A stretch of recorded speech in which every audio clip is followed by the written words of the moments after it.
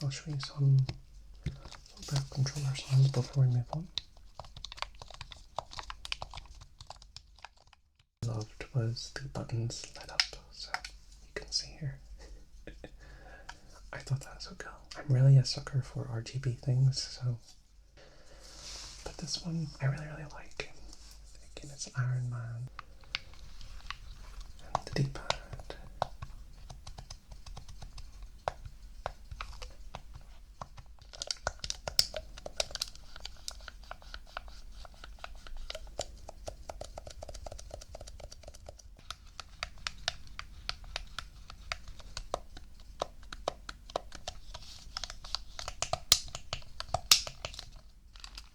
That's nice sound.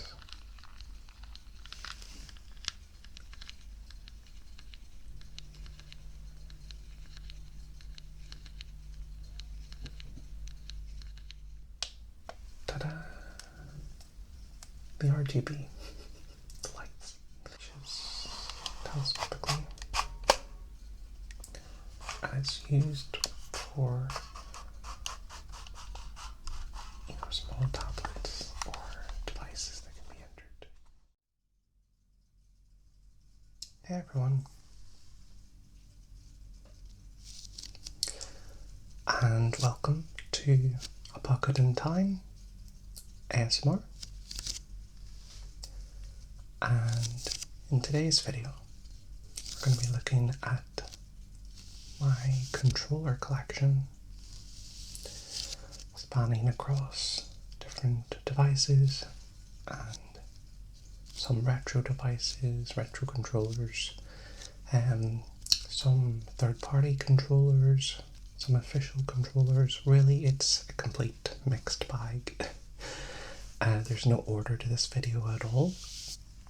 You've probably seen from the thumbnail that there is quite a lot of different controllers to get through.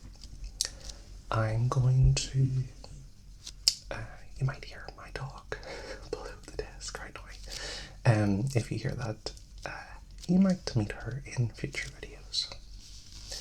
But I'll try and keep this video as relaxing as possible. There are some external sounds that I can hear already, so if someone is cutting the grass, I can hear the popping fizz from my can of Pepsi that I opened. Kind of regretting opening that now, but yeah, hopefully it's not too audible. I know that these earphones that I'm wearing really boost the sound, so really I don't know how it's going to sound until it's finished and I'm in the editing stage. So I hope that you will find this video relaxing, even if you're not into games as such. This will be more just a relaxing video for you to kind of zone out, hear some controller sounds, things like that. So you don't have to be a gaming person to enjoy this video, hopefully. But for those that are, you may recognize these controllers, you may not recognize some. As I mentioned, it's really random controllers that I have picked up over the years. So there may be some that you've never seen before, and they're just really cheap third-party controllers as well. So we really have a mix. Due to the amount of controllers that there are, I'm gonna have to do some edits throughout the video. I'm gonna try and limit that as much as possible, just to keep the immersion, but there will be edits in between, so just wanted to highlight that and obviously apologise in advance if it's something that takes you away from the entirety of the video. But unfortunately they all couldn't fit on my desk and I have to reach around to grab each one each time I'm showing, so I'm not sure how it's going to turn out in the end, so I'm going to try my best. But if it's going to be too loud, I'm going to edit it out, so there may be a little bit of editing going on throughout. Also, the real retro controllers that I have. That's the N64, GameCube, and Dreamcast controllers. They are not here right now, so they will definitely be edited in. I believe I will show them at the very end. And actually, they are some of the best sounding ones, I have to say. The toy plasticky feel that they have, it's just, you know, it brings back so much nostalgic memories, and I do think that they have some of the best clicks and controller sounds. I also wanted to say that this video, obviously you can hear it's a mix between kind of, you know, soft speaking and some whispers as well, but I'm usually someone who does whisper videos, but I know that soft-spoken is something that people like as well, and I never really did enough of them, so let me know if you like it. If you would prefer whispering in the future, obviously that's going to be coming back, but I just wanted to try something that's going to be a little bit easier for me to do today, and also I was recently watching some videos, retro ASMR videos, retro gaming consoles, and they were soft speaking, and I just got really into the ASMR trance, and that's what inspired me to make this video. So without further ado, I'm going to go ahead and start showing the controllers. It's a bit of a long intro. I did show a little bit of the sounds you can expect at the start of the video, so hopefully that you'll stick around for that, but there will be some timestamps, I imagine.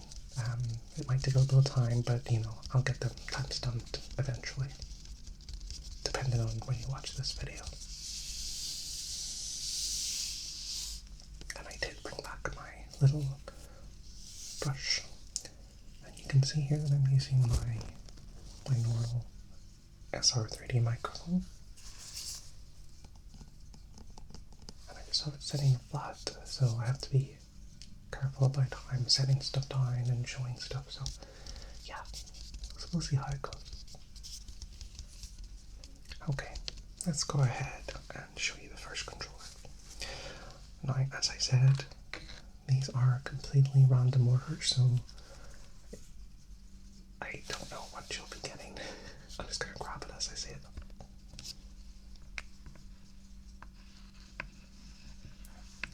And the first one that we have here is the Nintendo Switch Pro controller.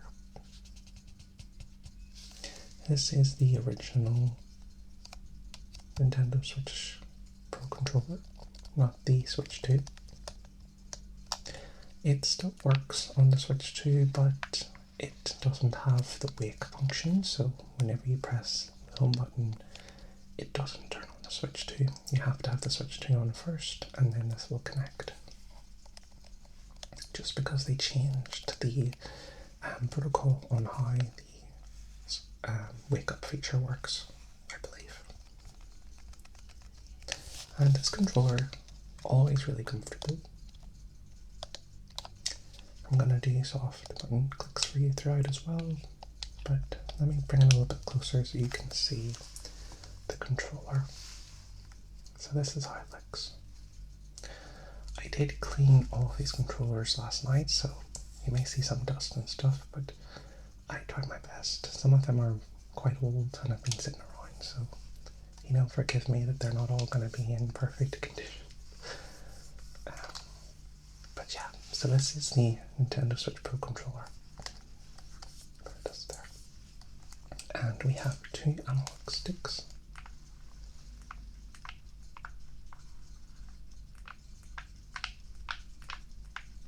And we have the D-pad.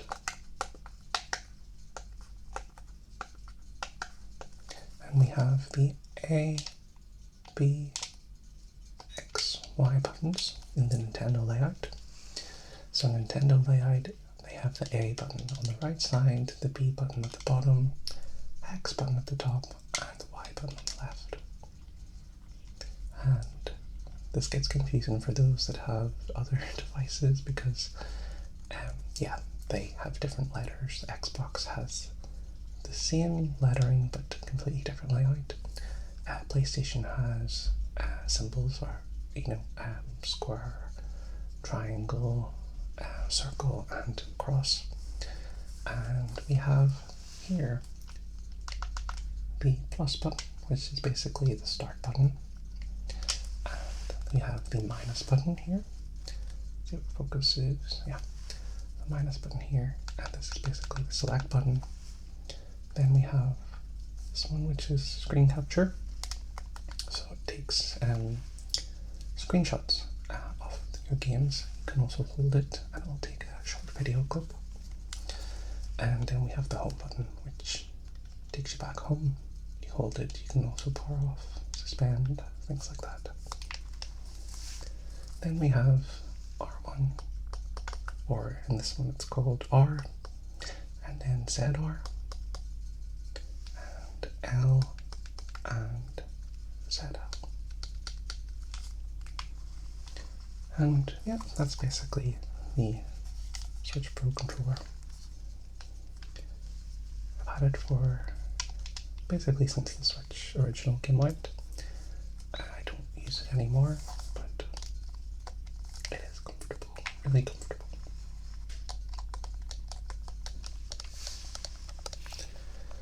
I'll bring it a little bit closer again so that I can press some buttons for you. Just very gentle. And of course there's the buttons. The analog sticks also click in as well.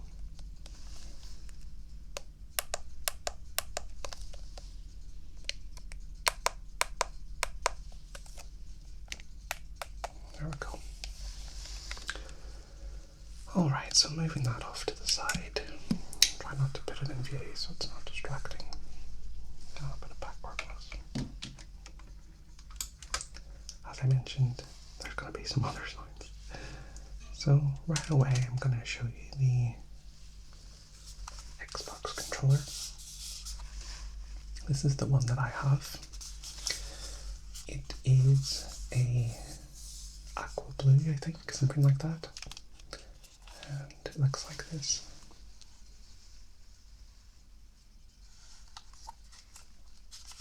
Really nice controller. I got this one many years ago as well. I don't personally use it anymore either, but maybe I'll start using it again. I don't actually have an Xbox console. I used this for the PC. You get a little adapter for it and it can connect wirelessly, or you can connect it with USB cable if you prefer that. And I really liked the color of this, and that's why I purchased it. I just really liked the aqua blue sort of transition. The way the light hits it, it's nice. And I'll show you the buttons as well. As I mentioned, the Xbox have the same letter system, but it's a completely different layout. So A button is below, B button is to the right, X button is to the left, and Y is to the top. This is the layout that I'm most familiar with, even though I never really played Xbox that much, but the Xbox layout is the, my kind of way that I'm familiar with the controls. I'm really good with all of the controls, to be honest. I know that, I can differentiate the differences between Xbox, Nintendo, and PlayStation very easily. It doesn't affect me at all, but this is the way that I prefer the layout. And we have, of course, the analog sticks.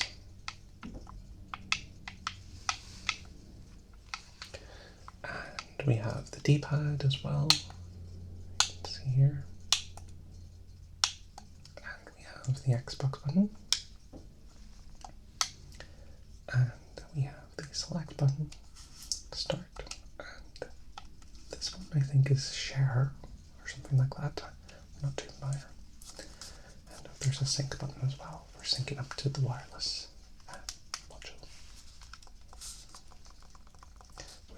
analog triggers, which means they react to pressure sensitivity. So, for example, racing games, if you want to, drive a little bit, accelerate, and then full blast, you can control the amount of friction, I guess. And then just clickable R1 and L1.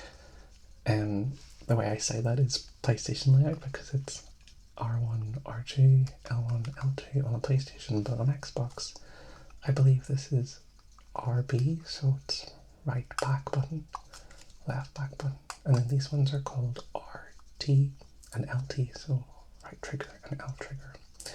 It's a little bit confusing, but even though I mostly use Xbox controllers now, I did grow up with a PlayStation, so I'm always kind of saying R1, R2, L1, L2, but yeah, this is just the way that I am. I'm a little bit, mixed.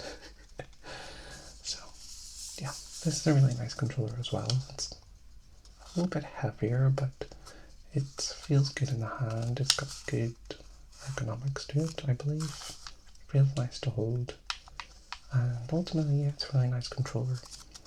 The only thing is that these are powered by batteries, so 2 AA batteries, or you can get rechargeable ones that you can add to them, but I always find that really inconvenient. I just really like devices that have built-in batteries and just charge them up. It's just so much easier than having to take out batteries and recharge them or purchase AA batteries. So this is one thing that puts me off using these Xbox official controllers. I'm not sure if the newer ones now allow charging built in, but yeah, I don't really like that.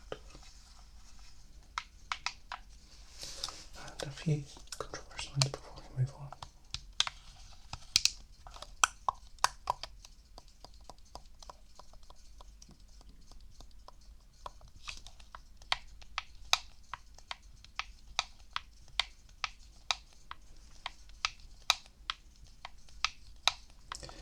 So we can see that we've only done 2 controllers and we're already 16 minutes into this video. So I'm going to have to try and move a little bit quicker just because I want to get this all done in one take and I don't want to have to, do a part 2 or anything like that. So to close off this final official type controller, I'm going to show you the PlayStation 5 controller. This is one of the newest controllers, official controllers for the PlayStation. And I'll quickly show you the layout again. As I mentioned, PlayStation doesn't use the same format as Nintendo or Xbox. They instead use square, triangle, circle, and cross. That's not an X, that's a cross. And you can see the layout here. Again, I know this layout very well. I did have a PlayStation 2 growing up, so I know the layout very easily. And the PlayStation 5 came out with this white design with black plate. And it's quite nice, it's a nice contrast. Considering that the original, well, not the original, but the last PlayStation 4 was mostly black, so it was nice that they changed up a little bit. And the console came in white, and I personally prefer white devices than black devices. Even though they get dirtier, I just find them more appealing. I think that they look, they look nicer. But it's all down to personal taste. A lot of people really want the black faceplates and the black console. So I'll show you this controller. We've got the buttons, as I mentioned. We have 2 analog sticks. We've got the D-pad. It's weird because it's not a complete D-pad, it's just sort of like, it is complete, but there's a little bit of plastic in between, so it doesn't feel, it feels more like buttons almost. But you can easily still do, down, right, up, left. I do find the diagonals a little bit harder to press on these ones because they feel more like buttons than actual D-pad. So if you're wanting to play like fighting games, things that require more diagonal, so the down and the right, or the left and the down, or the up and the right, and the left and the up, you know, they do require a little bit more precision in order to press them right. Okay, and then we have the select button, which is also like a share button, I think, on the PlayStation, and then we have the start button, which is kind of like option button. Yeah, the way they've changed things, I'm still kind of back in the retro days. It's still a bit creaky, actually, isn't it? Very creaky. And then we have a little LED light there for the microphone. You can press that and it turns the built-in microphone on the controller off and on. Then we have the PlayStation button. So let's turn on. You can see here there's a light. The light bar and the touchpad. This is a touchpad, so just like the PlayStation 4, there's a touchpad here that you can use for some games. And you can also click it in. It has a click at the right, a click at the left, and then click in the middle, I believe. And then of course this is touch, so you can swipe left, up, down, right. Then we have the R1, R2, L1, L2. And again, these use triggers. So they actually have, I don't know if they call it active triggers, I can't remember what they call them, but basically you get vibration with the triggers depending on how hard you push. And some games have implemented this to be like, if you're playing like a shooter, for example, and you're shooting with this, it creates some tactile feedback and resistance, so it feels like you're actually, you feel difference in the weapons. So some are easier to shoot, others require more force. Kind of like adds more immersion, I guess. Just kind of adds more immersion. But yeah, that is the PS5 controller. And I'll show you some little bit of controller sounds before we move on.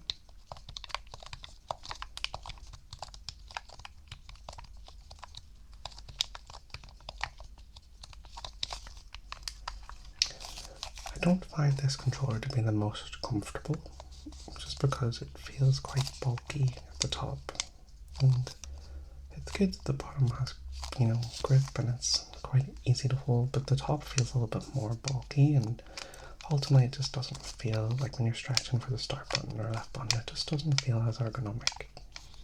It's still not bad at all, but I just don't think it's as comfortable as the other ones we've seen so far.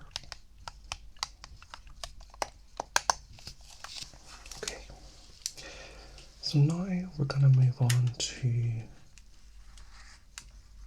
some more third-party controllers that I can see. I'm going to show you this one first. So this is another controller that I got that works with Switch, and this was just a cheap third-party controller that I got online.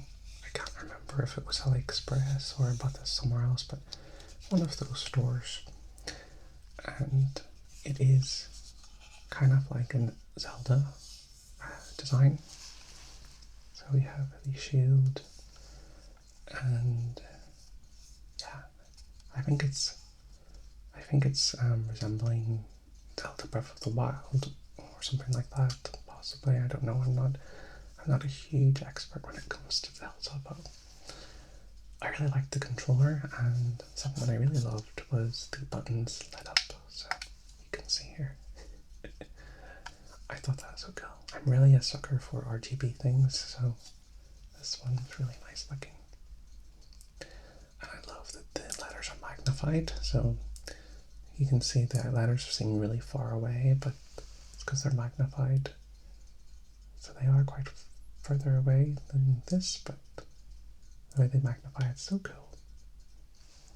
So again, this is the Nintendo layout, so we have A, B, X, Y, A, B, X, Y. And we have the analog sticks, a little bit of RGB around the analog sticks. We have the D-pad, and then we have some buttons here. So the same button layout for the Nintendo, the plus, minus, home screenshot button, we have a turbo button, and another button there, which I'm not sure. Again, these are third-party controllers, so they had some more options sometimes. And then we have the top buttons and the back buttons, but they're not analog, you can see, they're just click. There's no control there. And that's because Nintendo Switch doesn't have analog on any of their controllers, so it makes sense that this is the same. RZR, LZL. And these ones actually have two back buttons as well, here, and here. So you can program them to act as another button for quick pressing.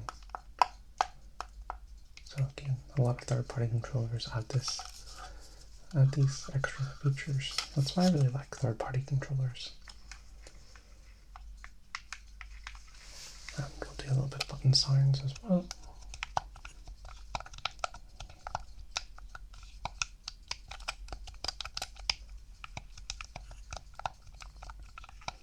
Really nice design. And this wasn't very expensive. Let me turn it off again.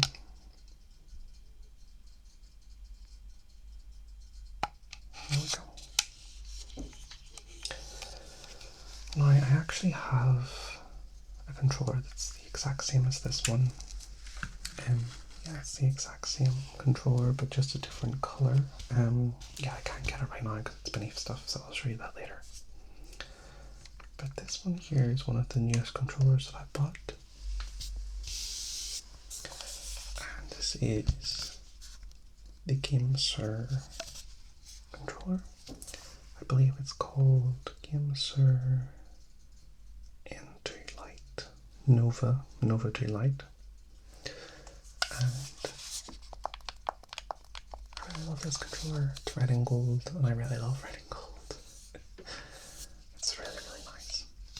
And I put some Iron Man thumbsticks on it. This is a controller that I use, so you'll see that the controllers that I use are ones that have thumbsticks, different type of thumbstick covers on them, thumbstick grips. But this one I really like. Again, it's Iron Man. Okay, apologies for that, so I had to do a little bit of editing there. So that was the Iron Man controller. We're gonna go ahead and show the next controller. And this one here is another one that can be used with Switch. It can be used with PC. And I have little grips actually on this one. So it's an all white controller, but I have these little grip tape to hold it a little bit easier. This is the 8-bit 2 Ultimate controller. Ultimate Bluetooth controller. I believe this is the first one. They have a version 2 that's come out, but I only have the first one. And you can switch between 2.4 gigahertz mode and Bluetooth mode. You may hear the dog in the background there. I'm going to keep that in it for now. Okay, it's a really comfortable controller. And really clean layout. Nice buttons. This one does have analog, even though, Switch doesn't, but that's because this can be used on PC as well, and yeah. Some of them have it, some of them don't. This one does have a little bit of analog. I'll show you some sounds to this one as well.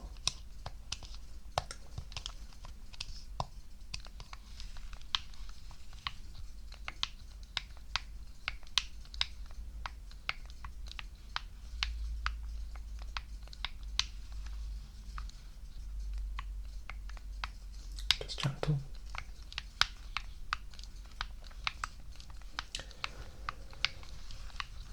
And the D-pad.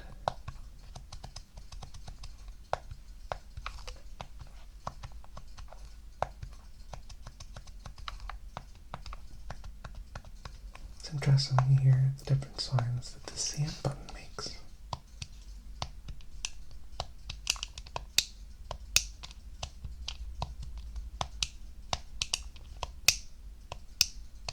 Like that has a really high click at the end.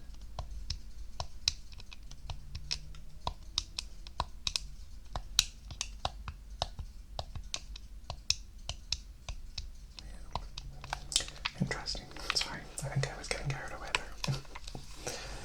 So yeah, that is the 8-bit Do Ultimate wireless controller.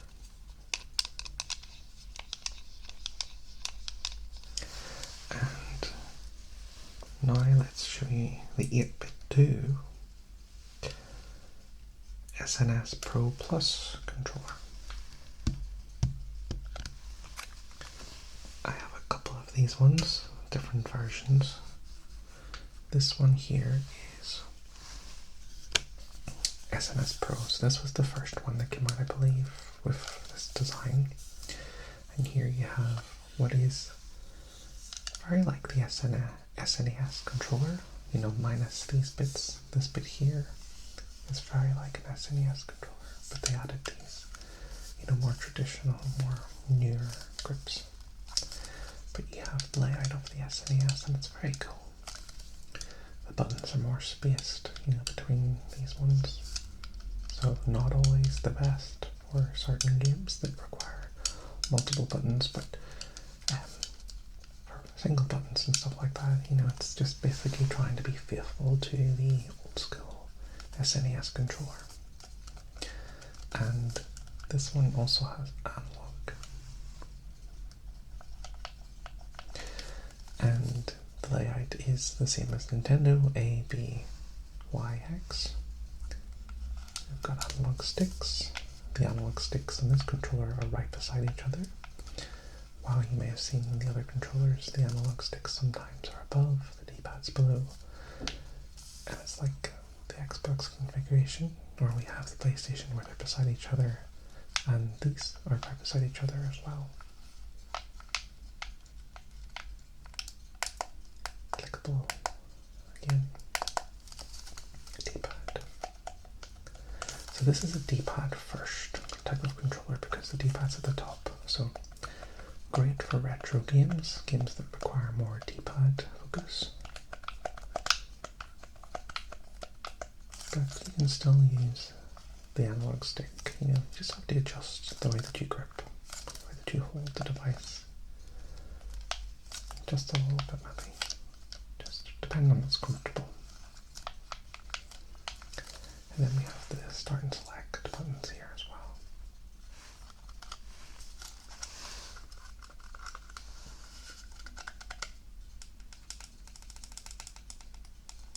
Really nice.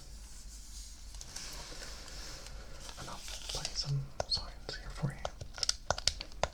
Some sounds.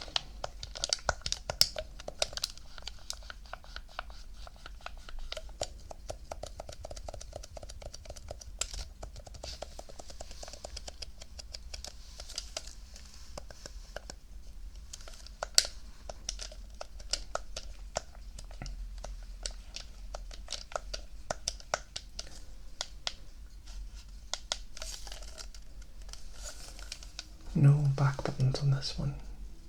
Again, this was one of the first of these types that 8-bit Do made, but they did make more recent ones, which I'm going to show you as well. I don't use this one anymore, even though there's some sticks on it. I don't use it anymore, but this can be used on Switch, I believe Switch 2, and of course PC. You can also use some of these devices on Android or, you know, maybe iPhone, I'm not sure, but yeah, it's it can be used on multiple devices. The biggest one that it has conflict with, of course, is the PlayStation. So PlayStation, a lot of the third-party controllers don't work with PlayStation unless you buy an adapter or you get one specifically third-party controllers for the PlayStation. But generally, you know, Switch, Xbox, PC, that's typically what the third-party controllers, like these ones, can handle. And to show you more of a recent one. This one is one of the most recent ones by 8BitDo. As you can see, they've enhanced the design, but they've kept it very similar. And this colour is in the colour format of the Nintendo GameCube. And I put these yellow sticks, yellow thumb grips on to play into that a little bit more as well, because these are normally just grey sticks. But I put these on it because it reminds me of the yellow button on the GameCube. Although there was only one, I just put both on. And I really like this book. And this one is called 8BitDo Pro 3 controller. This is one of the newer ones that they've graded. And we have the same button layout as before. It has a clicky D-pad, which I really like. You can really feel the button being pressed, so you know what you're pressing. It's not mushy like the other ones. And yeah, I'm a big fan of these type of D-pads. It's very clicky buttons though, they're very, very clacky, so it might be too strong for this video. Then we have the R1, or should I say, yeah, R1, L1, L2, R2. What you might see with this layout, these buttons are magnetic. You can pull them out and you can switch them around to whatever format you like. Now I have went for a very unconventional layout, but it makes sense to me when I'm using this for emulation of GameCube games, for example, which is primarily why I got this. So for me, the layout of the GameCube controller is a little bit different compared to every other controller that we've seen, because it usually had a big A button, a smaller B button, and then an X and a Y button. And the layout was exactly like this, and there's certain games where this layout is exactly as it is here. So one of the games that I play is called Lost Kingdoms, or Lost Kingdoms 2, and it actually shows you these buttons in this exact layout. So A is at the bottom, B is to the left, Y is at the top, and X is to the right. So this layout makes sense to me for GameCube games.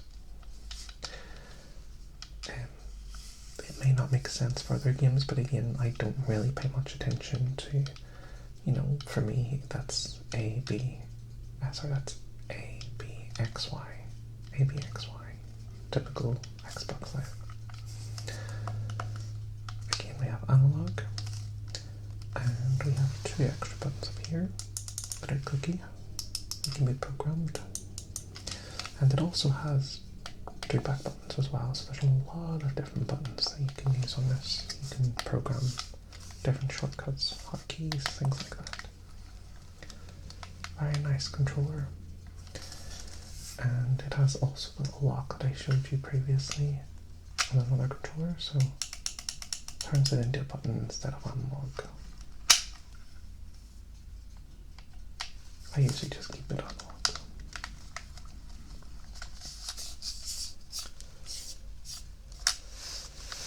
And some controller signs.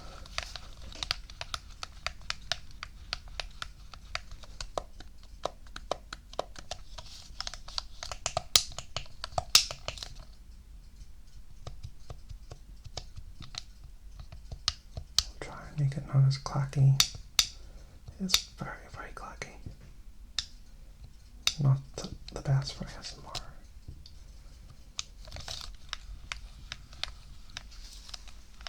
But yeah, that's the 8BitDo Pro controller.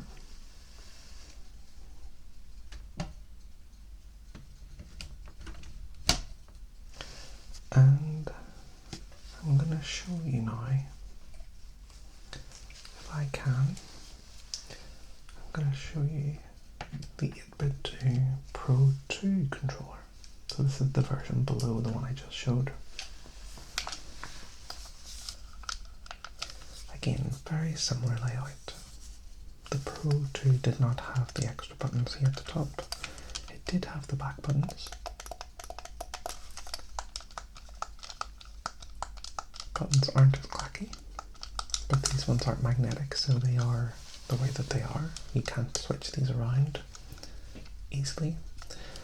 And again, same layout as before. All of the other buttons are the same. And what's really interesting about the Pro 2 controller compared to the newer one is that it has this switch at the back that has 4 different modes. It has a switch mode. It has an A mode for Android. It has a D input, a direct input, which I believe can be used for iOS. I'm not sure, but yeah, there's a third option there. And then to the very right, we have the X for the Xbox. And this can connect Bluetooth to the Xbox. You may hear the dog there. And that actually lost, the Pro 3 controller lost that 4-way option. It does have a button here, but it really just switches between Bluetooth and 2.4 gigahertz.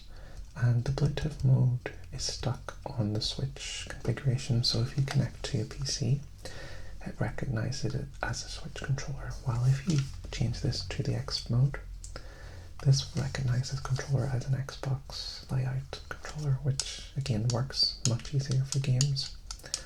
And I think it's a licensing thing.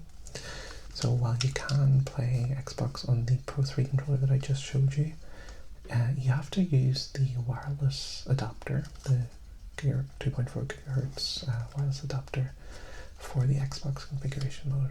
You can still use Bluetooth, but then you're stuck in the Switch configuration mode. If that's confusing, you know, I apologize. I just wanted to mention that. So in a lot of ways, this controller is superior, I believe, when wanting to use it for PC, which primarily is what I use it for. I do have a Switch too, so you know, PC and Switch are really my main devices that I use. I have a PlayStation as well, but I don't really go on it, not since really kind of moving to PC completely. I just find PC to be better overall, more options, and yeah, it's so hard to go back. Even though I grew up as a console gamer, PC is ultimately the best for me.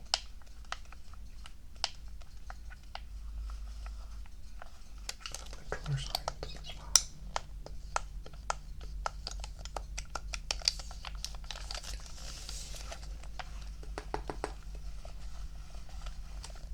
Okay, so that is the Pro 2 controller. And this one here is the exact same as the one I just showed you, but it's in purple. It's translucent purple. I put thumbsticks on it, blue thumbsticks. And I really like this color layout. It's really nice. But it ultimately is the same controller. So I have a lot of controllers. I've just built up over time. So don't judge me, even though I have some of the similar ones.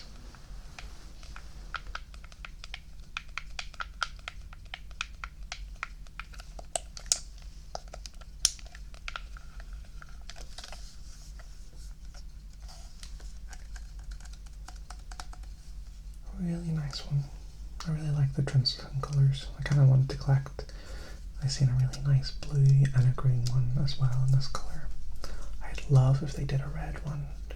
I'm a big fan of red, and they don't have any translucent reds, unfortunately.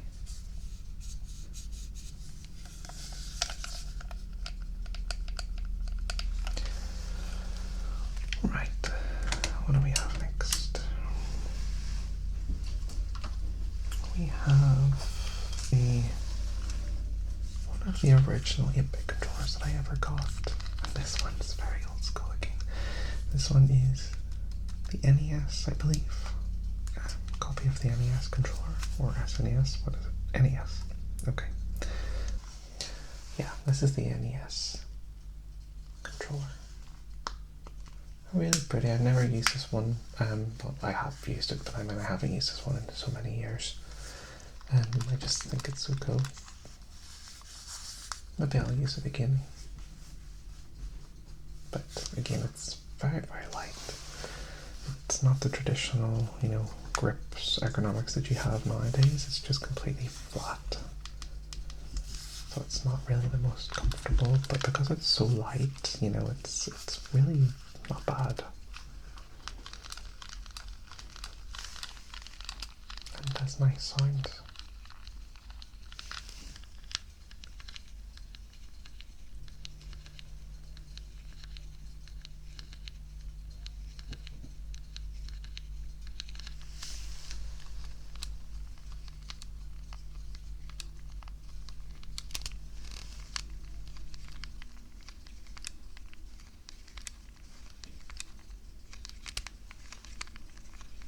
Bad at all.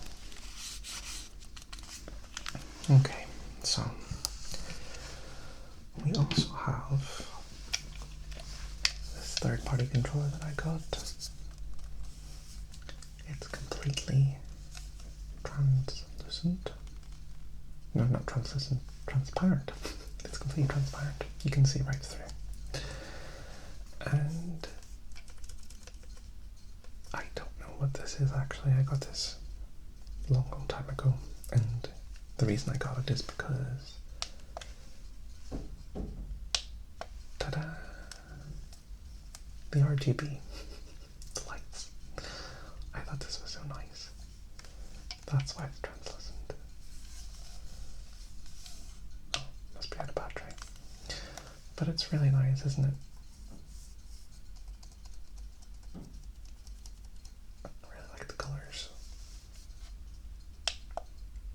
I don't think it's out of battery, I just think that it's not connecting, so it switches off straight away. But yeah, this is a controller that I got.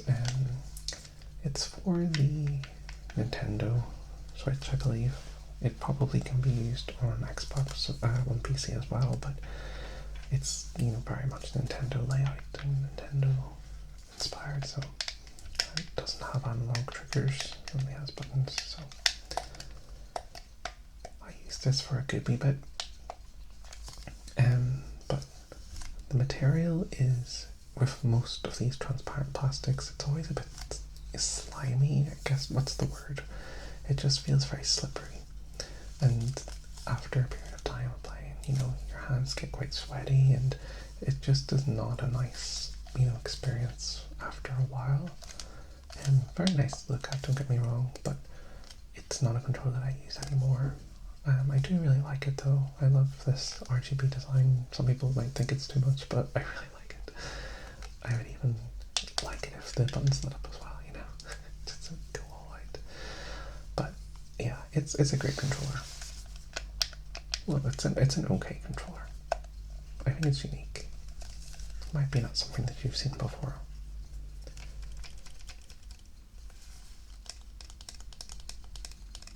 Okay, so that is that one. Now to go back to something a little bit more traditional.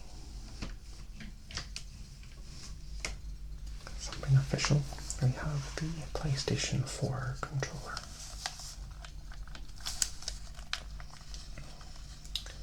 And the PlayStation 4 controller, I think this is more comfortable than the PlayStation 5 controller, I have to say. Just feels nicer, although the stretch to the analog sticks is something that takes a little bit of getting used to again, but you can acclimate yourself quite quickly. But again, it has the cross, circle, square and triangle layout. It has speaker. I don't think it has a built-in microphone, so this one doesn't have a built-in microphone, but it does have a headphone jack, so you can connect an accessory.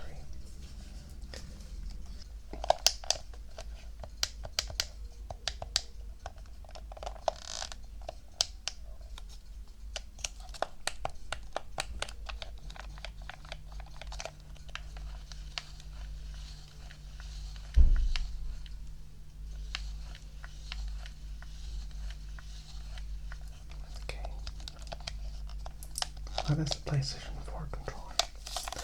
In many ways, I like this more than the PlayStation 5 controller.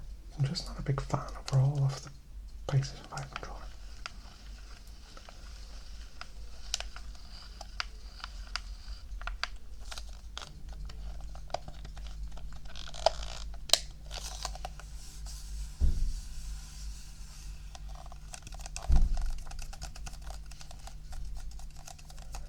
I guess there's like 10 people getting out of one car. Sounds like that anyway.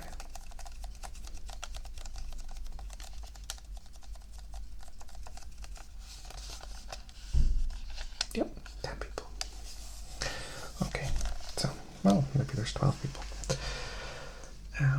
Right, so that is that. And I'm going to show you something that's a little bit different. This one here is a telescopic controller. A telescopic controller is a controller that stretches telescopically. And it's used for small tablets or devices that can be entered on the side there. Phones and small tablets basically. This one here is mostly for phones, doesn't stretch very far. Newer ones that come out have bigger stretches so they can accommodate for tablets and things like that.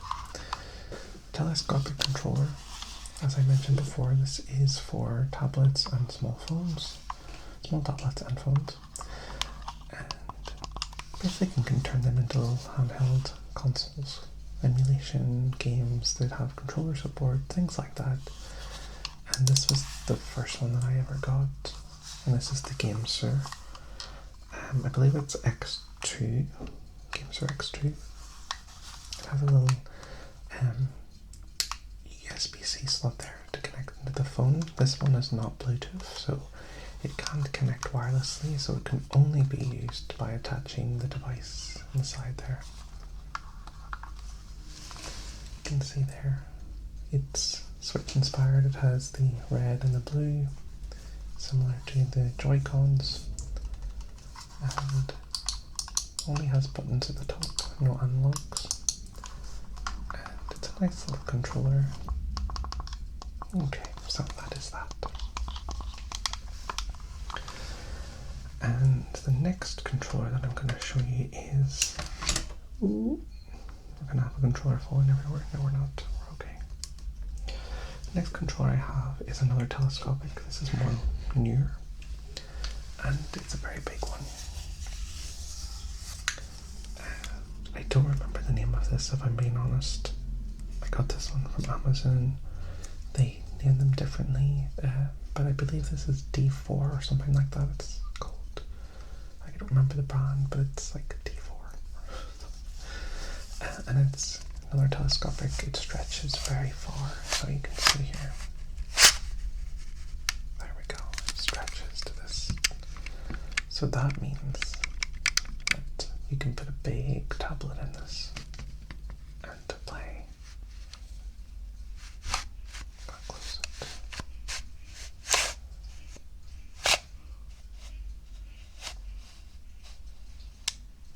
Okay. So telescopic controller, this one may work for a phone as well, yeah.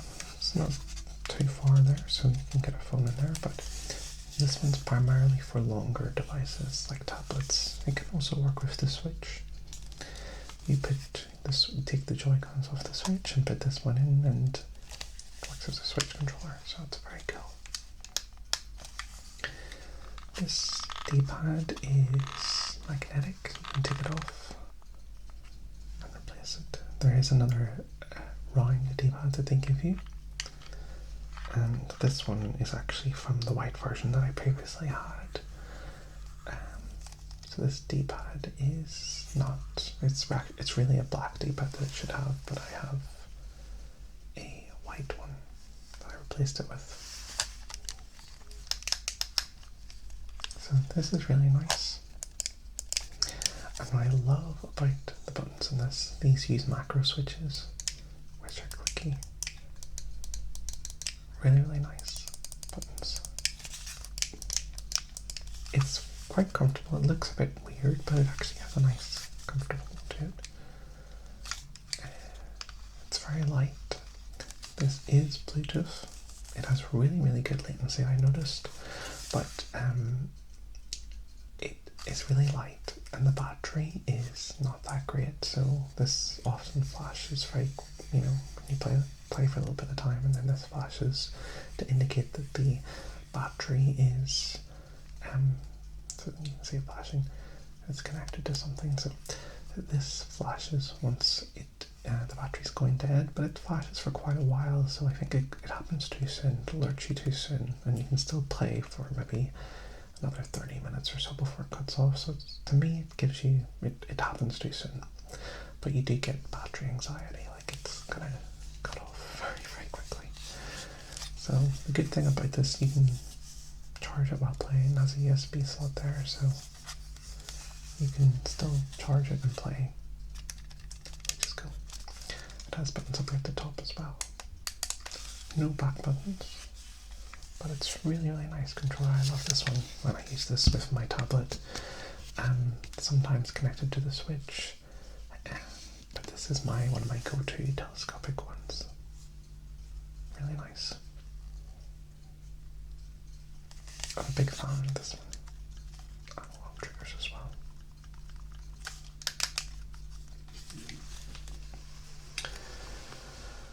Right, now what do we have here? And I'm going to show you the 8-bit 2 Pro 3 controller in orange. So I have both the blue one, purpley one, and the orange one. This again is in the Nintendo GameCube layout that I have, and it matches the other Nintendo GameCube color console that came out. There was an orangey color that came out, and this kind of matches that. So I've already showed you this controller in the other color, so I'm not going to spend too much time, but I wanted to show it as well. I really like this one as well. I prefer the purple one. I believe this one is more rare though. This one was harder to find. I mean, you can get all of these controllers on AliExpress, or just look online. Amazon have them as well, a little bit more expensive there, but yeah, they're really cool.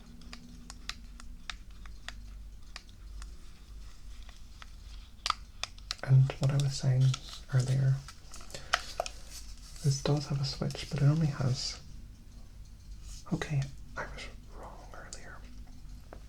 I mentioned it only had 2 switches, the third one, but it actually has 3 switches. So it has a Switch, an X mode on the 2.4 gigahertz, and that means the USB dongle can be used on Switch, and it can also be used on PC or Xbox. In the middle it has a D input, which again I said, I think the D input is used for, can be used for iOS or Android or something like that, I'm not 100%. And then the S mode is the Bluetooth, which is in Switch mode, it says S. So when you go to Switch, when you go to Bluetooth mode, it only is in Switch layout, as I said before. But yeah, let's not make it too confusing.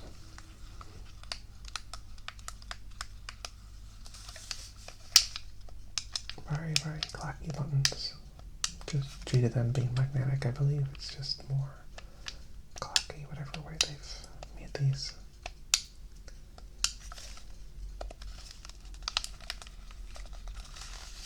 Okay, so that's that.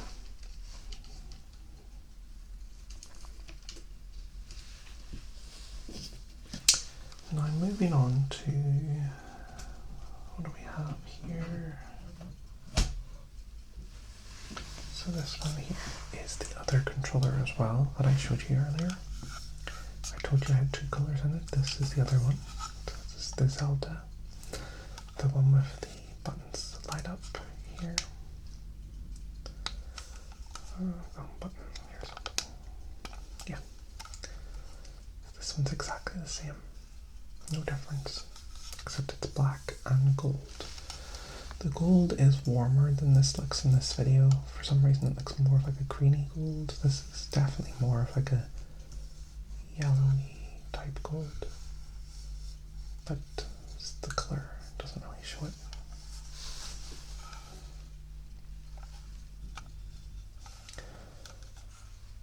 And yeah, not going to spend too much time with this one. I already showed you this controller earlier.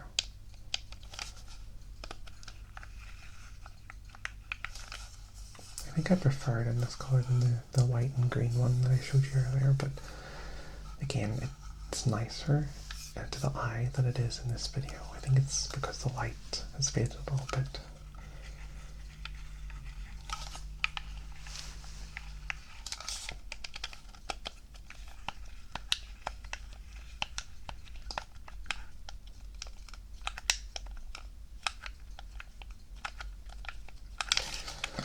Alright, so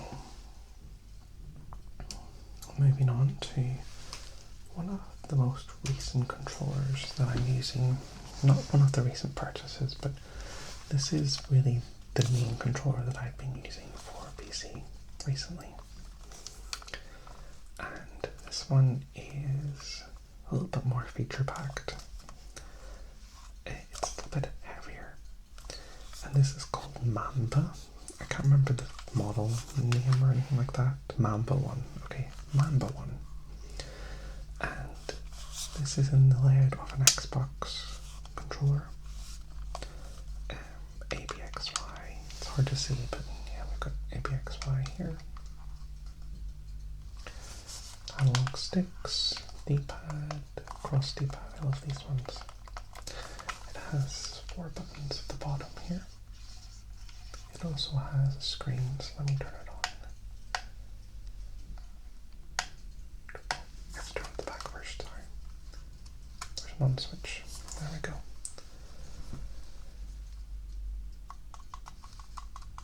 And it has a little screen here. And basically the point of the screen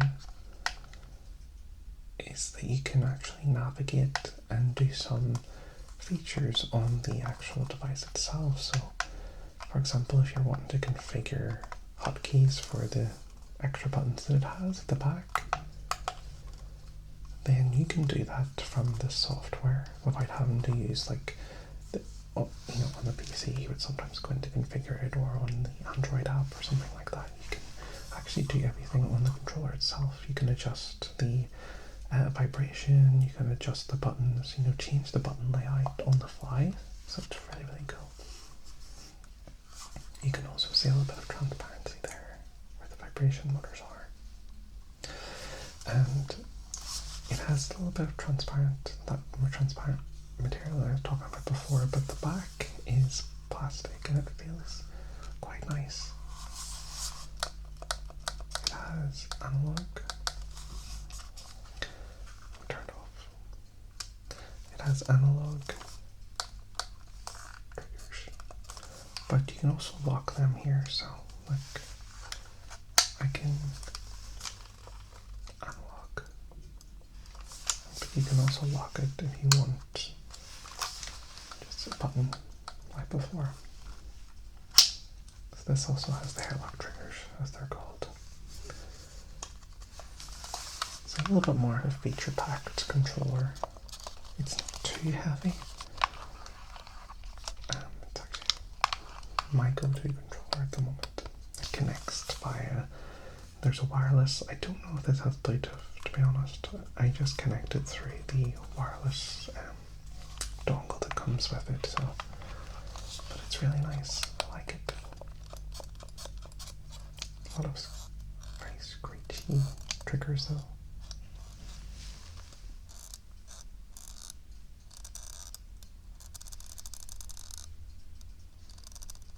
It's very, very screechy.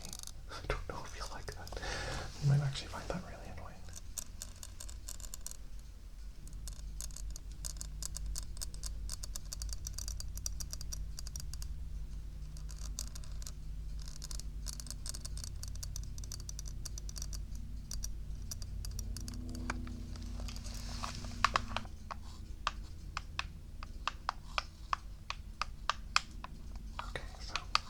That is the Manba One controller.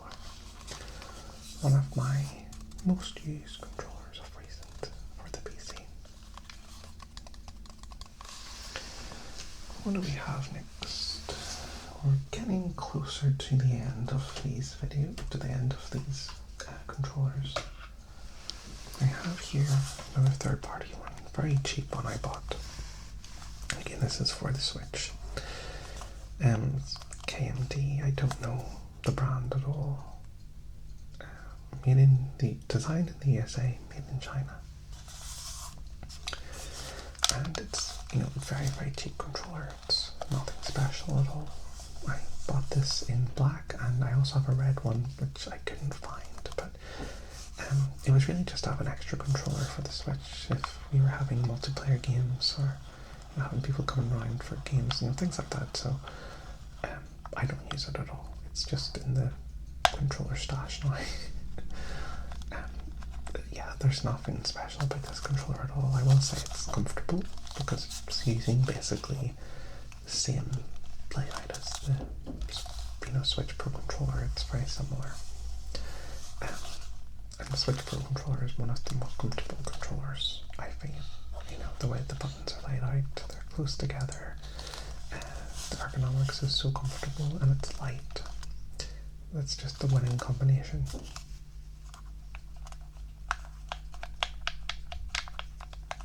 controller sounds.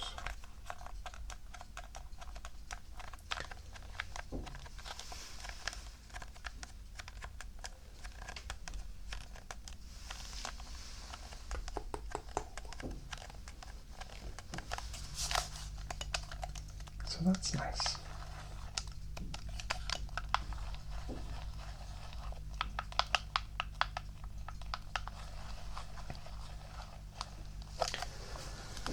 Right.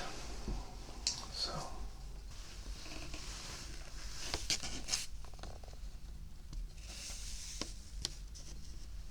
let me just get them.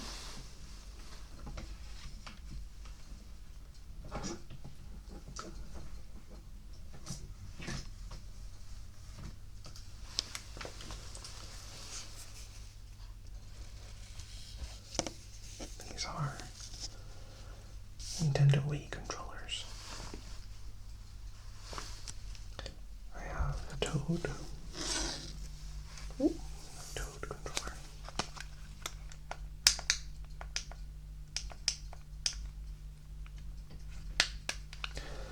And a Yoshi controller.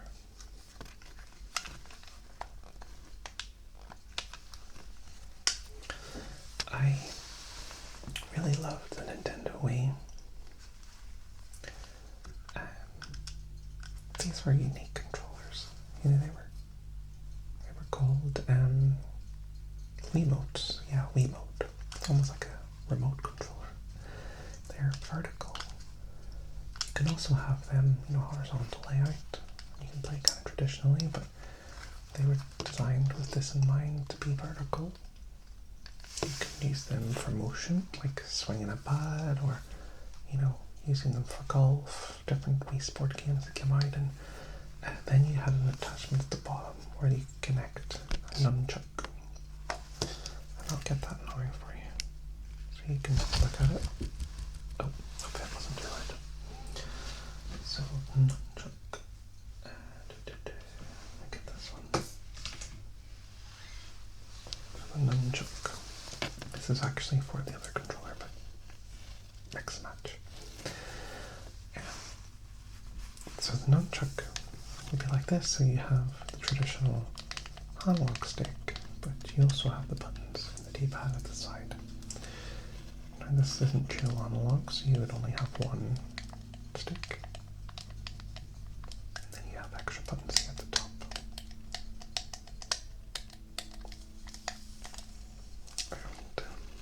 Very cool.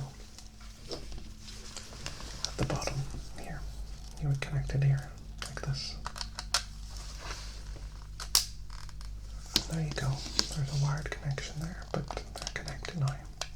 And they would work as one.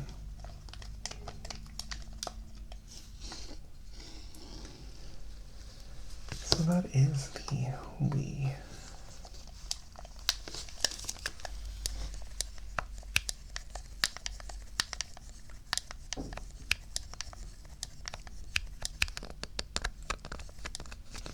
little back button there for the B. It has the A button.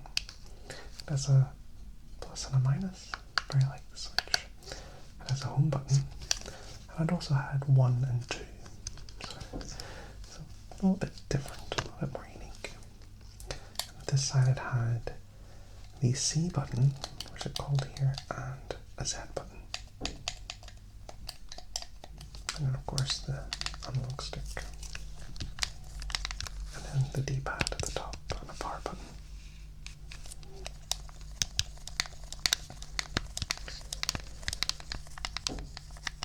One of the most unique controllers, I'd say. Nintendo always had kind of the coolest ideas.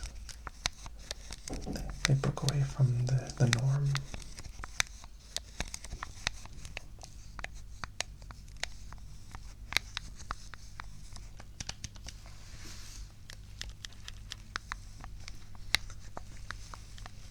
Alright, so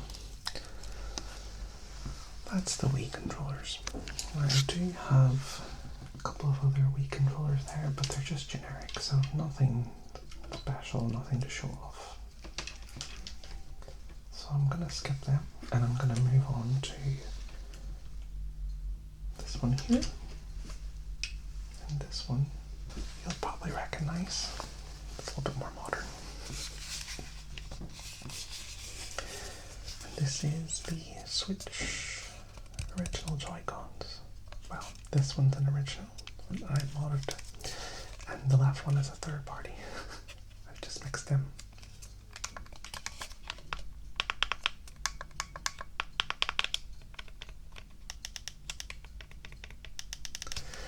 And this is the controller grip that comes with the Switch that turns it into a controller. So you would take the Joy-Cons and you would add them to this. So let me show you the Joy-Cons on their own. And again, this is the Switch one, so they have slide rails. They slid in. They clipped in. This here was just plastic controller grip, so there was no battery or anything in this at all. It's just turned into a controller type. And the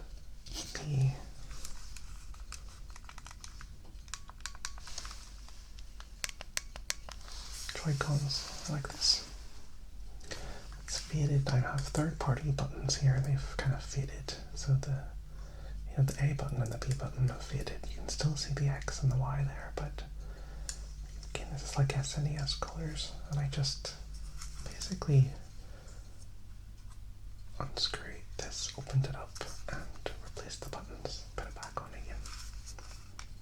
It wasn't too difficult, but there are a few little fiddly bits that you need to disconnect, so it's, not something that I recommend those that don't know how to mod, or even just a little bit of experience would help.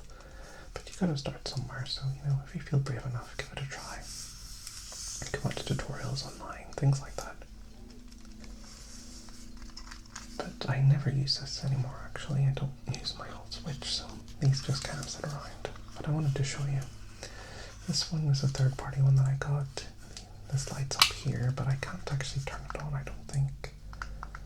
Because, it's out of battery or something. It needs to be charged. I also noticed with this, there's a little bit more latency with the third-party one, so when it's connected to the Switch on the rails, it's fine, but I think it's fine from what I remember, but when you have it connected wirelessly, there's latency. It's not as good as the original.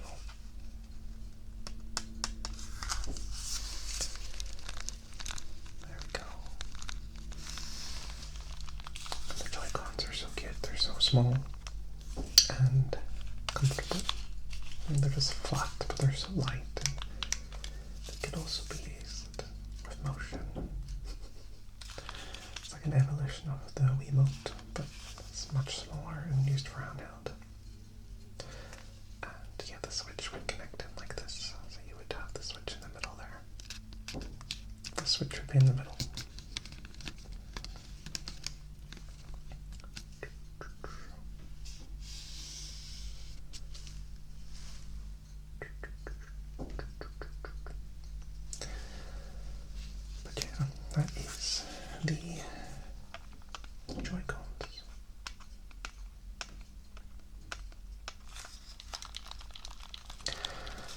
Now, the last two controllers that I want to show you before I switch to the old retro controllers that I have. These are telescopic controllers that I got as well. And these ones are Marvel inspired as well. So we have the Gamesir G8 Plus. Now, the Gamesir G8 Plus is a controller that's already there. I think it's in black usually. These ones are just limited edition ones, custom ones. And this is the Gamesir G8 Plus Hulk and the Gamesir G8 Plus Thanos. And I really love these controllers. As I mentioned, they're telescopic. They're telescopic controllers, so they stretch again for tablets or PC. Sorry, what am I saying? So they stretch for tablets, or they can connect to the Switch. The Switch can fit in there, your phone can fit in there, so just a typical telescopic controller. But this one is Hulk. Marvel Hulk. Back buttons. You can see it's a nice texture grip.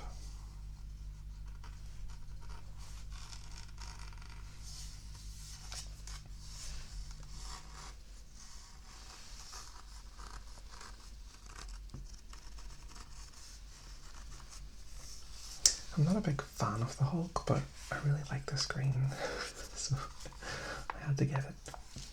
It has these little buttons here. These buttons can be pulled out and changed. This actually lifts out, so this is like a little faceplate, and you can take it out and swap the buttons around. You can pull the sticks out. Again, I have thumb grips on here. These are Hulk thumb grips that I got just to kind of match. This connects to Switch 2. And they updated this recently where you can actually turn on the Switch 2 with the wake function. So, as I said before earlier in the video, that the Switch 2 changed its protocol for wake. So whenever I use the original Switch 1 Pro controller, it doesn't turn on the device. But this has been updated so that it actually works. I just press that and it turns on the Switch 2. Like, wakes it from sleep, like a normal Pro controller would. Switch 2 Pro controller. So I really like it. It's comfortable, but it is a little bit heavier, so I can actually just use this as a normal controller for my PC or for Switch, and I use it like this, or if I take the Switch out and I can put it in here. Again, it's going to connect wirelessly because there's no slot, there's no USB slot to connect to the Switch 2. So it connects wirelessly either way, but you can still fit the Switch 2 in here and still play handheld, just with this connected wirelessly. And it's nice. It's a really nice controller. These go for these quite expensive, but I got these cheaper online from Alibaba. For the two of them, I got them. Compared to what you pay for one, I got both of these for the price of what you would pay for one of them in the UK or wherever you are. The prices are quite crazy sometimes. So shop around if you're interested. You might find something. Now this one here is the Thanos version. Really, really nice. The design's a little bit more standard-ish. It's gold. We've got the Infinity Stone colours for the buttons. A few of the Infinity Stones. There's no Thanos thumbsticks, unfortunately, so I got Captain America thumbsticks, just for the contrast between, Thanos and Captain America. And got the buttons here. I really like the gold. It's really, really, really nice. The back is blue, and you can see here Thanos.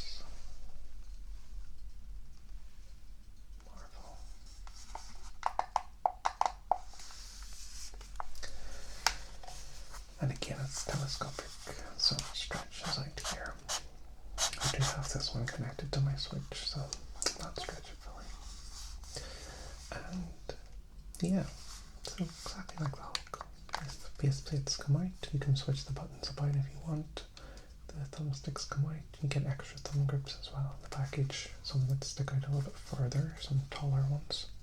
I just used the original and then put the thumb grips on top. And I kind of like how this looks.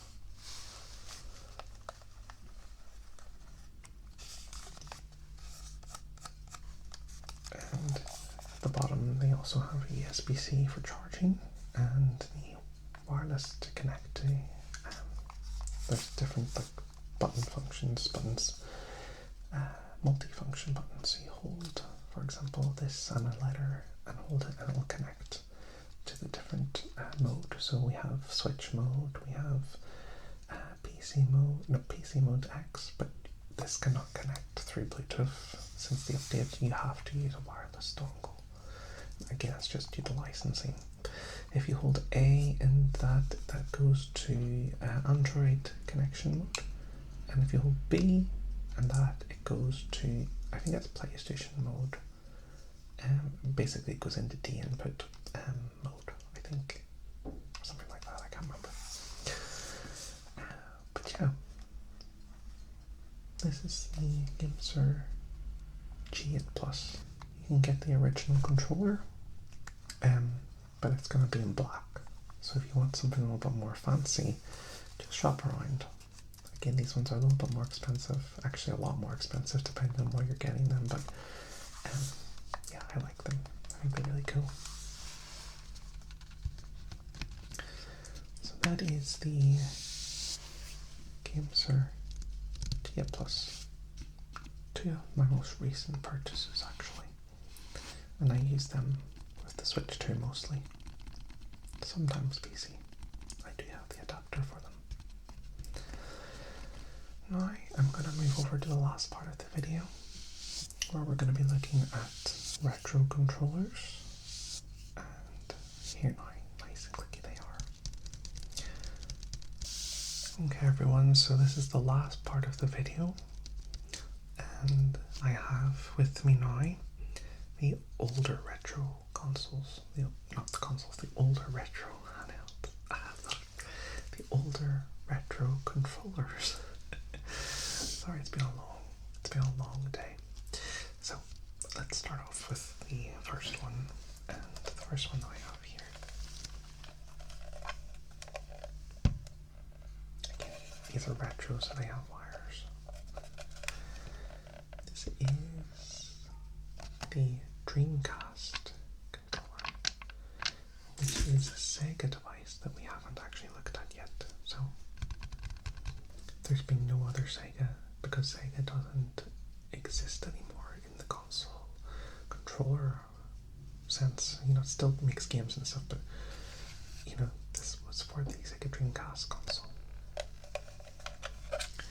And the layout that Sega used on this is actually the exact same layout as the Xbox. A, B, X, Y. And it only had one analog stick. It had a D-pad.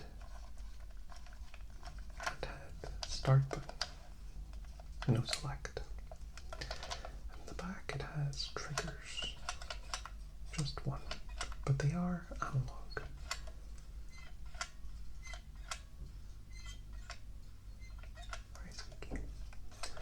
And one unique thing about the Dreamcast is it had this memory VMU slot here, which I'm going to show you. Because you can take this out.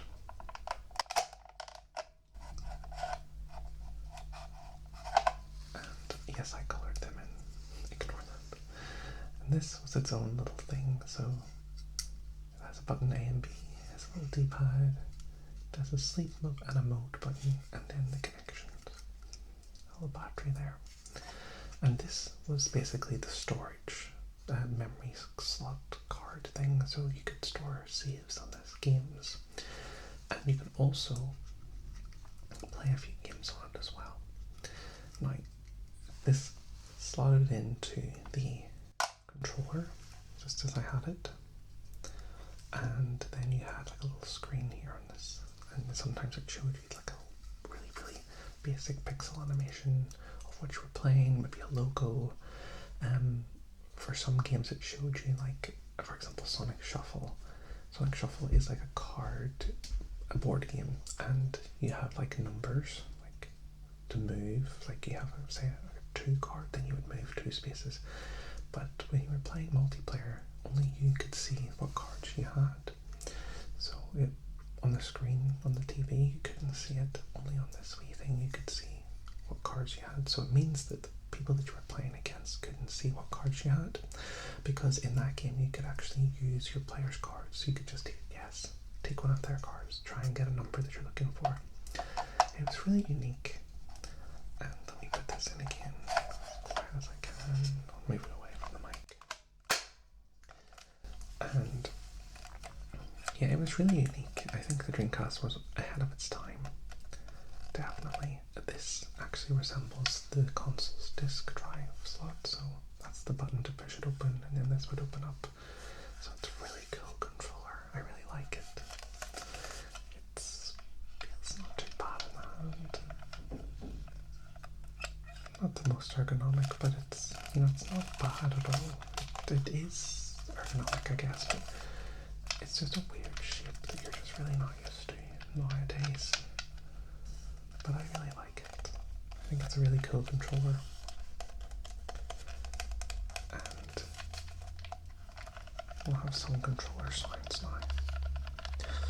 You can really tell the difference between how modern controllers look, like all the ones that I showed you before, and how these old retro console controllers look like, because they're so different. They've really changed over time. I only really have Dreamcast, N64 and GameCube to show you, but I do have PlayStation 2 controller somewhere. All different consoles, like the Sega Genesis, SNES, NES. I probably have those controllers somewhere, but I just couldn't find them. Maybe they're back at the old house, my mum's house, mum and dad's house. But I wanted to show you what I could, and this was it. So, Sega Dreamcast, very cool controller, very, very cool console. I really loved the Dreamcast.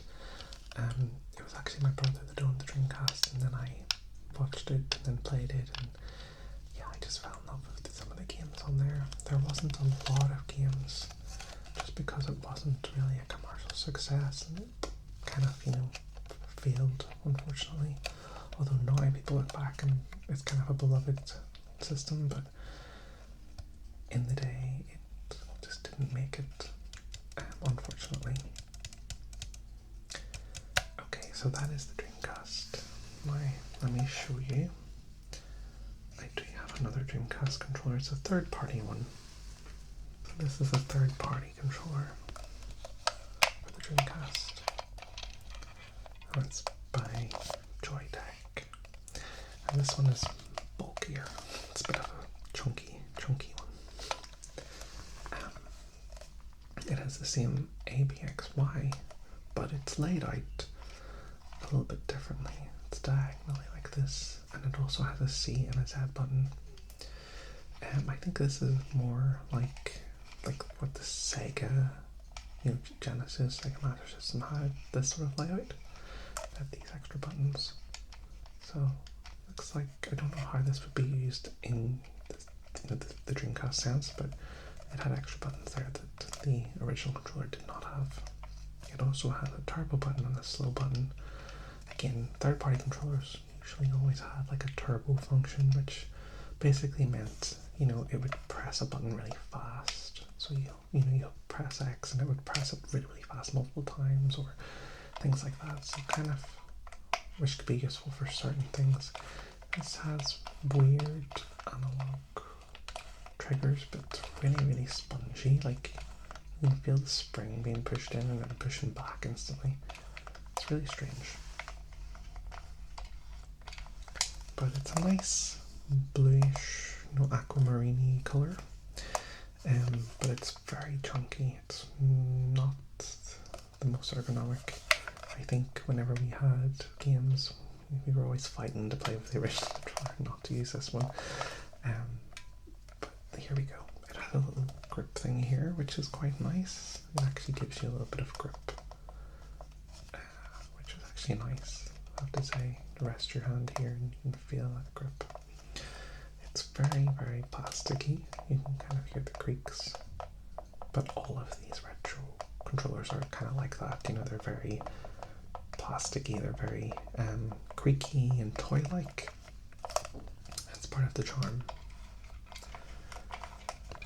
But yeah, that is the third-party Joytech Dreamcast controller, and I'll give you some controller signs very, very briefly.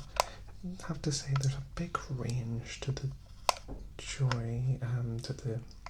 joystick. It's very, very, there's a lot of range to it. You can really feel it going down. Yeah, it has a big range. Oh, it actually clicks in. I'm just checking, does the original Dreamcast click in? No, the original Dreamcast didn't have a click-in button, but this one does. So again, I'm wondering what that was used for, because these ultimately connect to the console, so how was that implemented? I don't know. Okay, so that's the third party Dreamcast controller. Now I'm going to show you the original N64 controller. One of the most unique controllers ever created, the N64 controller. Wow. It's just so cool. I love it. I really love it. And the N64 had an analog stick, it had a D-pad,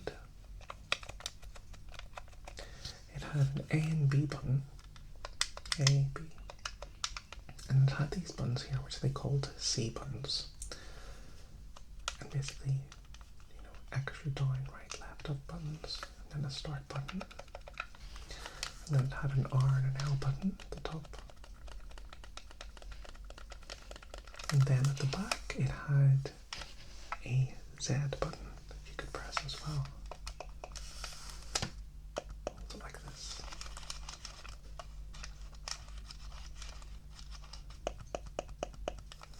Or fly like this. You have two ways to hold it. If you're playing a game that required the analog stick, you use this. There's resistance to this stick. It's more like a, you know, like a drive stick. What do you call it? I don't know. It just doesn't feel as fluid as an analog stick. It's more like an arcade type stick, you could say. There's more resistance to the moving of it. But then you have the D-pad as well. So traditional D-pad games.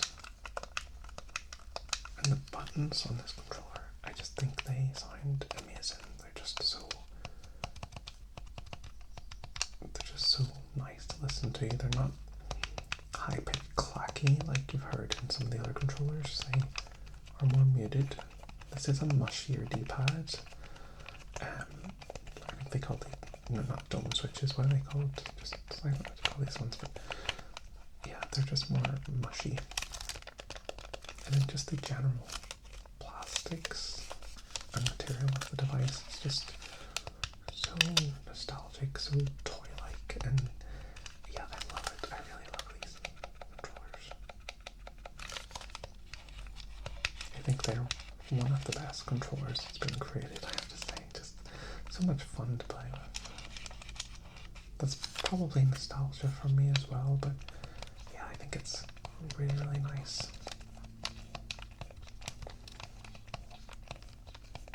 This is the classic grey color, and there was other colors that came out as well, of course. I think there was a really dark, maybe dark grey, black type color. But let me show you the other one that I have here. I have a green one.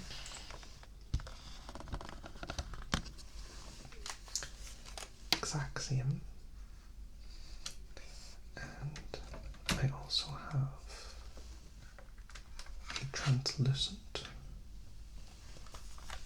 translucent red / maroon type color.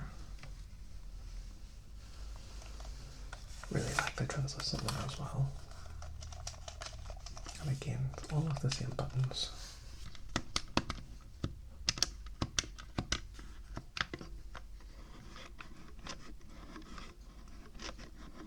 It's probably my favorite color, this one here. Translucent. And then I love the blue, the green, the yellow, you know, how it just contrasts. It's just so fun.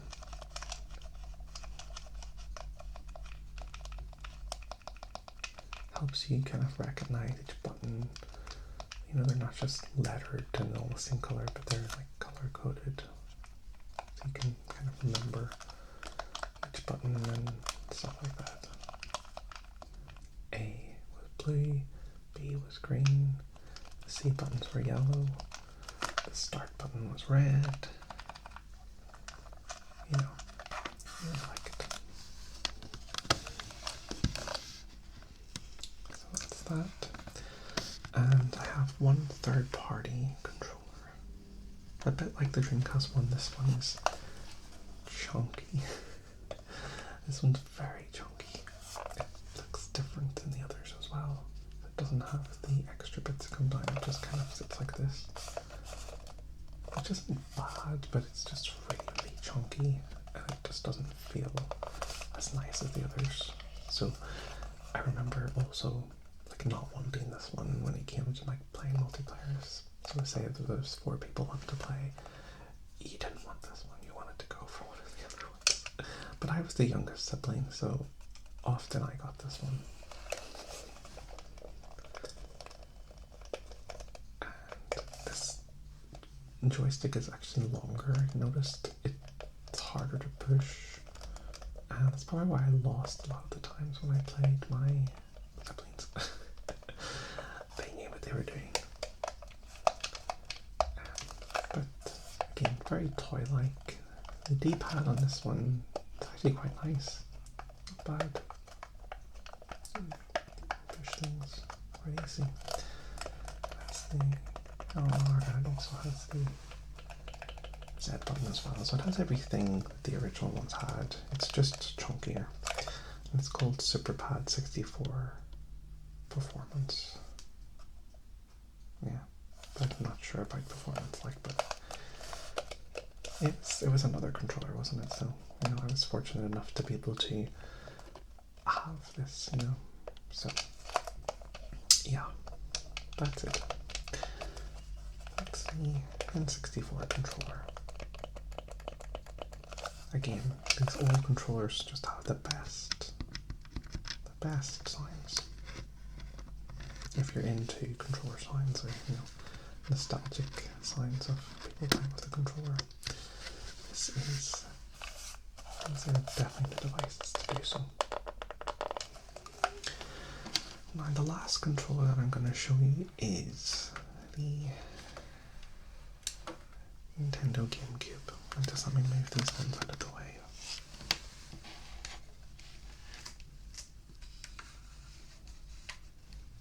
This is the last retro controller that I'm going to show you today.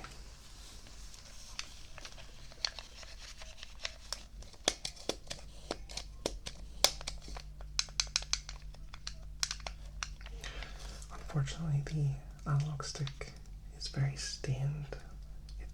I did try and clean this as best I could, but it's really not the cleanest, unfortunately. So yeah, unfortunately with the greys and the white colors, it never kind of it doesn't hold, you know, the test of time.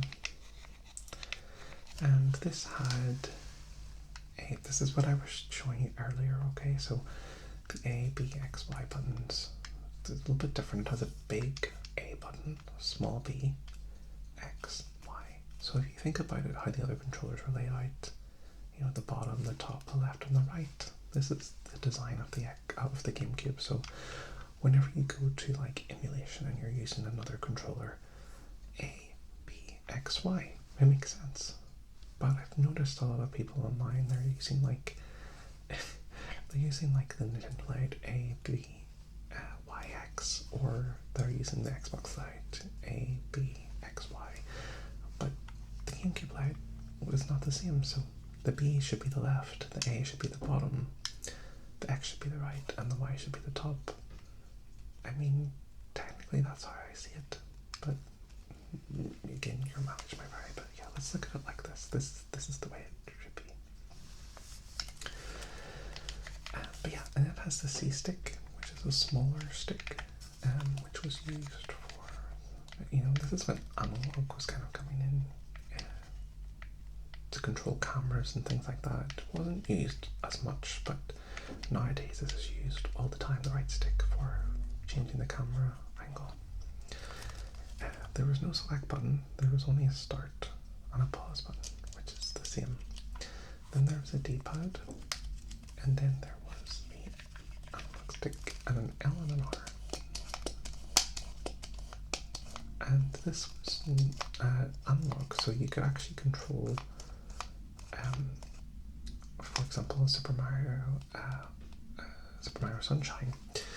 You can control the flow of water. You could run around while holding this down, but then once you clicked it in, it would stand in place. You would stand in place, and then you'd be able to control where the water was firing. So that was one use of the analog in a game. And you can actually, if you don't press too hard, you can feel the stop point. Not a lot of controllers have that. You can feel the stop point, and then you have to push harder to click it in. So that's quite unique. And I forgot there was also a Z button at the top. Z button.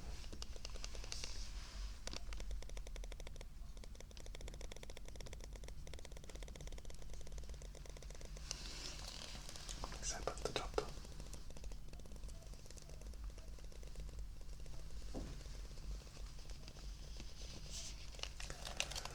So that, my friends, is the controller collection that I'm going to show you today, that I've shown you already. I really hope that you enjoyed this video. This is quite a long video, requires a little bit of editing to cut out some of the sounds that happened throughout it, and obviously to move the controllers about because there were so many, they just all could not fit on the desk, so I had to move them around now and again. So I really hope that you enjoyed the video. I really want to continue making videos similar to this, different types of gadget videos, videos that I have of different things that I have as well, but also return back to kind of the traditional ASMR that I've done in the past. So, it's going to be a mixture. I hope that you'll stick around. If you're still awake, please feel free to go back to the beginning of the video, watch it again. I would really appreciate it. Obviously leave a like, leave a comment, subscribe if you haven't already, and yeah, let me know what you thought. What was your favourite controller? Did you have any of these controllers? Was some of them new to you? Did you find anything interesting? Did you find the video completely boring? I won't take offense if you did.